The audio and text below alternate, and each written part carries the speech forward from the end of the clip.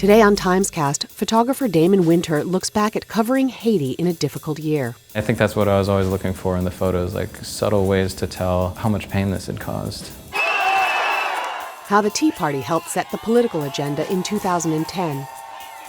And January 1st, Oprah Winfrey's new cable venture begins. Woo! This is gonna be good.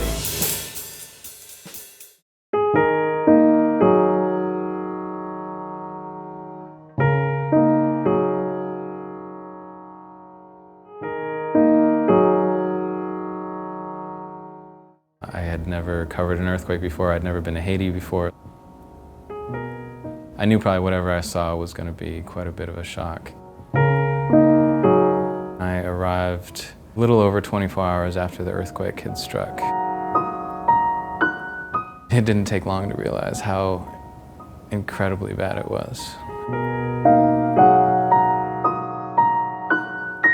As soon as you got on the road, it was littered with bodies, more bodies than I had ever seen in my entire life in 5 minutes stretch right outside the airport.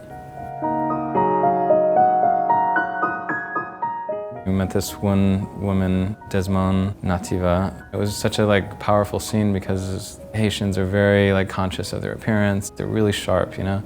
And she was having to have her head shaved because of a wound that she had sustained during the earthquake. I think that's what I was always looking for in the photos, subtle ways to tell how much pain this had caused. The stories we were doing would really help people to understand that they needed help desperately. As I was driving back to catch my plane after the first trip, there was a woman that had sat down on a little parcel of land and she had marked it out with other people. And when I came back a couple months later, this entire stretch of open Greenland was wall to wall with tents and tarps. That was pretty indicative of what had happened pretty much across the city. You know, this last trip we were dealing with elections a lot, and we're sort of splitting our time between covering the cholera epidemic. It's not an easy thing to cover, it's a really nasty disease. I sort of found out after I'd been there for a week that it had been there already, just people didn't know about it. It speaks volumes to the level of sanitation and healthcare that they have access to there. The Haitian government started employing these teams of men that would drive around in taxis that had been converted into basically big hearses. The state has stepped in and said that cholera is now a state problem. People are not allowed to bury their own dead.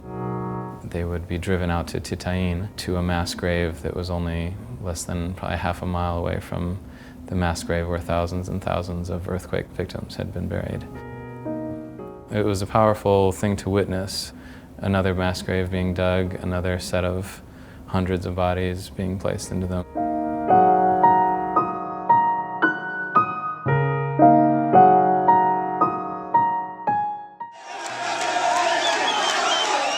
Election day, November 28th, that day to me was incredibly sad. I mean, it was a really long and frustrating day.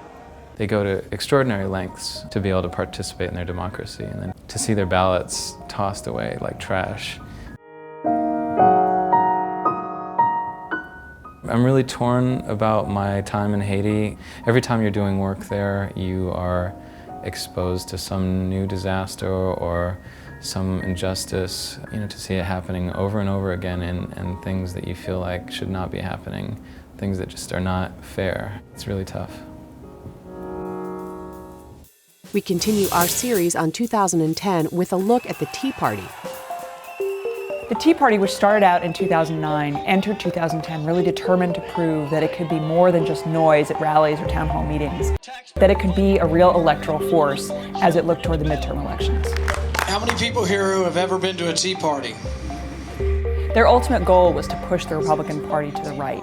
So to do this, they focused on a lot of primary races. And what was really interesting about this last year and about the midterm election in general was that the primary races, which are often very sleepy contests, ended up being the real locus of energy and locus of real passion this year, almost more so than the general election. Delaware Republicans deserve better. That's why the Tea Party Express and Mark Levin support common-sense conservative Christine O'Donnell for U.S. Senate. The Tea Party's candidate, Christine O'Donnell, won in Delaware, but she kind of showed the perils for the Tea Party in that a lot of the candidates that the Tea Party chose were considered too conservative for the districts or the states in which they were running. And so they ended up losing to Democrats in the general election, and in many ways handing some contests to the Democrats. In many ways, the Tea Party really set the agenda for these midterm elections because this energy did carry the day. On election day, in exit polls, 4 in 10 voters said that they were supporters of the Tea Party movement. They might never have been to a Tea Party rally, but the Tea Party captured this mood, captured this, throw the bums out, we need change in Washington mood. Now, going forward, the challenge for the Tea Party is really to figure out not so much what it's against, but what it's for. And in particular, what leaders it's going to unite behind as we approach the 2012 contests. There's no real consensus among Tea Partiers who they support going into the 2012 elections.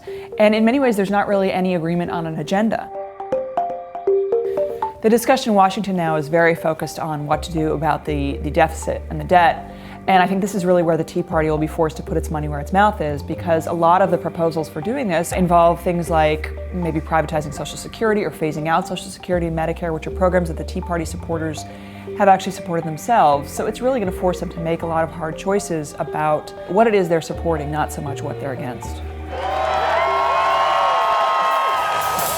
And Oprah Winfrey's new cable venture begins this Saturday. So on New Year's Day, many of us will make resolutions, of course, Oprah being more ambitious than most. I'm going to start my own cable TV network. What's she going to call it? OWN. Short for the Oprah Winfrey Network. She had this idea years ago. It's finally starting up.